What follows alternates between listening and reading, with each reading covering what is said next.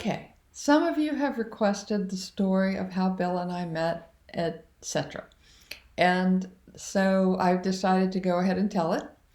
And if you're a person who isn't interested in romance or whatever, you don't have to watch. Just please don't complain. So, in any case, I was 32 years old when I was divorced from an abusive alcoholic. I had a 2-year-old daughter and a 6-month-old son, and I spent the next 20 years raising my children. So that's what I put everything into, was raising my kids, right, trying to raise them right.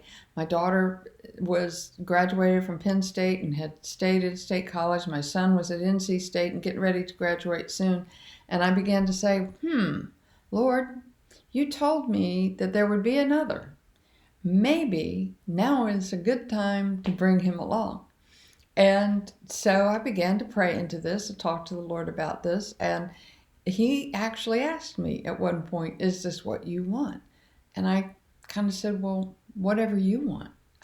I'm trying to be a person who is not my will but thine. And so it seemed an odd question. But in any case, he began to talk to me about this particular person, who this person was, and all this kind of stuff. So I began to get a little excited. Who wouldn't? And it became very clear that it was imminent. I was having dream after dream and vision and vision, and the Lord was speaking to me and talking to me and preparing me basically for this, because I've been single for 22 years. So, there was a lot going on. I shared it with just a few people because a lot of people said, God's just speaking to you about drawing closer to Him. And, they didn't want me to be disappointed and hurt or whatever, because I wasn't dating anybody. And so there was a logical sense of, come on, Beth, where's this person coming from? And yet the Lord continued to speak to me. And at one point he said, this is going to be so fast and furious. You're not going to have time to plan a wedding. Everything is going to happen so fast. And he said, 2 dates and engagement. And I went, huh? And so, and in my mind, I'm thinking you go out one Friday night and then you go out the next week and then third week. I said, that's, 3 weeks, and that's kind of short, but, 2 dates and engagement. And so anyway, I had a friend of mine make a wedding dress. And with a wedding dress, you have to have shoes. So I went on Zappos.com and I ordered a pair of shoes and immediately realized, holy cow, these shoes have 5-inch heels. I can't do this. And so I called customer service and told her the problem. And she said, oh, you're getting married. And I just said, yes. And she said, when? And I told her a date. And so that was the end of that conversation. I got my money back. I found the shoes somewhere else and I kind of forgot about it. And then one day there was a knock on the door, and I went to the door and there was a man standing there with a huge bouquet of flowers.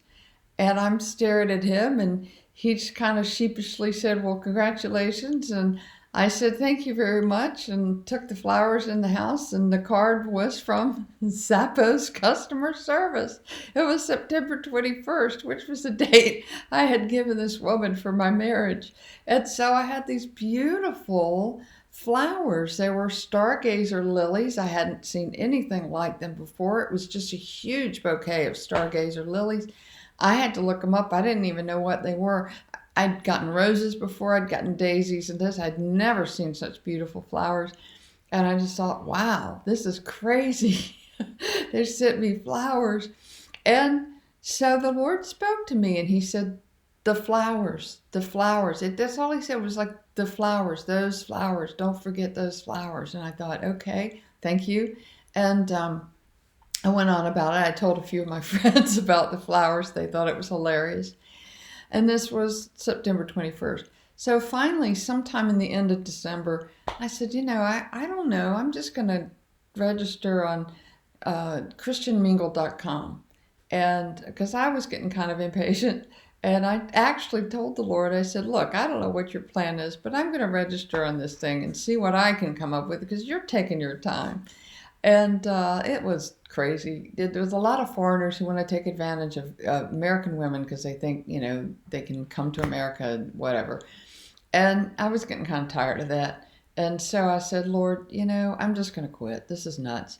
And he spoke to me and said, give it one more week. I said, okay. And so I gave it one more week. And in that one more week, lo and behold, I got a message from Bill Still. And I said, I know this guy. I know him. I know who he is. I always referred to him as that crazy money guy. And there he was sending me a message. But I had decided that it must be a prank, another one of those scams. So I sent him an email and said, somebody has gotten hold of your profile and they're using your name on christianmingle.com. And I don't know what you need to do, but I just thought I'd let you know about it. And his response was, well, how thoughtful, but actually it's me. And so we continued to talk pretty much until late into the night, and he wanted us to meet. And so I said, well, I go to church. This is the address and time, and you can come meet me there. And so he did. And we went in and we sat down, and they were singing a song or saying a prayer or something that really touched me. And I put my head down, as I'm a wont to do. And I was just really praying into whatever. And all of a sudden, he put his hand on the middle of my back. And suddenly, it was like all the puzzle pieces came together at that moment for me and for him. And what was interesting about that moment is that previous night I had had a dream. And when he and I left church, we were having lunch, he began to tell me when he put his hand on my back, he had a vision. And his vision was my dream. Exactly as if he had heard me tell it. It was very crazy. And so we had lunch and he went on home. And then the next day, we met in a parking lot, mutual place. And, I'm standing in the parking lot waiting for him. And technically to me, that was our second date. And I stood there in the parking lot thinking, 2 dates, an engagement. And I thought, uh-oh, this is real. Anyway, we had dinner and, whatever. Drove to our respective homes. And then a couple of days later, he wanted to see me again. And I remember saying, I have a meeting at church, but, you can come for a few minutes, I guess. And he walked in the door carrying the biggest bouquet of stargazer lilies I had ever seen. And all of a sudden, I remembered when God said, the flowers, remember the flowers. They were beautiful, and they were the same flowers that Zappos had sent me, which was also interesting, and I have it written down that several months prior to that, the Lord spoke to me and said, I am going to send you a bouquet of flowers. And I showed it to a friend of mine and said, well, do you know what this means? And she said, no. But Zappos was God's tool to send me a bouquet of flowers, and the flowers were a sign from him that, yes, Bill was the right person. And that was just one of a dozen or more signs and wonders, words that came out of his mouth that God had shared with me, and things about him that I already knew. It was just very interesting. I'd actually had a vision of him, in my mind, I guess, but it was very, very uncanny. Bill wrote a book years ago. He's gonna not be happy with me for not remembering the name of it, but in the book, he describes a woman in this book, and the woman he describes is me. And my daughter read this book and she said, Mom, this is freaky. He's describing you. So that's a whole nother other there. But so anyway, so we were engaged. We met on January 6th. We got married. We got engaged on January 10th. We got married on January 16th. So, it did come fast and furious. I did not have time to plan a wedding, but God had time to prepare, particularly my mother's heart, because this thing happened so fast. I hadn't had a chance to really talk to her. And so suddenly I was engaged. And the night before we came over to tell her that we were engaged, she had randomly chosen a book out of the bookcase by Catherine Marshall about her first husband had been killed, but her second husband, and how she met and they married in a very, very short period of time, and how they both knew that this is what God was calling them to do, and they'd heard from. And so here we came in the next day after she read this book, telling her almost this exact same story that she had just read. I felt like that was God's way of preparing her for a daughter getting married, having met somebody just a few days before. But in any case, we had like so many different things like that happen with the flowers and different things.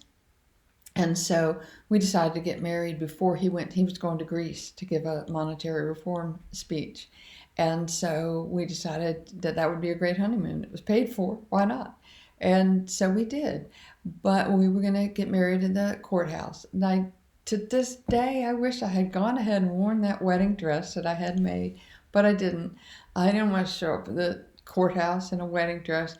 And so, in any case, we did. And that morning, he was supposed to show up at a particular time, and he was late, and I was getting nervous. And the Lord spoke to me and said, "He has overslept. You need to call him." And so I called him. He answered the phone. He was groggy.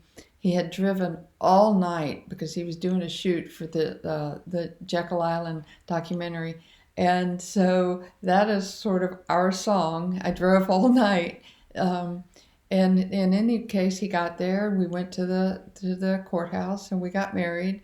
And it was a fast and furious, but I felt like I had known him for a very, very long time. It was just kind of an amazing melding of hearts and a melding of stories, and just a really beautiful, beautiful thing. And I kind of want to end by saying to some of you, if God tells you something, he will confirm it. If he tells you, he will do it. Don't listen to naysayers. Don't listen to people who tell you it's impossible. Don't listen to people who tell you it's all in your head. You know his voice. You hear his voice. And if he told you, he will do it. And you can take that to the bank. It has been just an amazing time with Bill. Many of you have known him or watched his YouTubes for years, and then you see me come on the scene. It's been very, very amazing, and I just want to say he is a highly intelligent person. He has a great sense of humor, and he is working very, very hard every day to bring you all the truth. We both feel very strongly about the truth, and we love our president. We love our country. Both of our dads fought in World War II, so we have a lot of connections that we didn't even know about. I just want to give people hope. God is in control. All things will work together for good for them who love the Lord. And that's all for now. Thank you, and God bless every single one of you.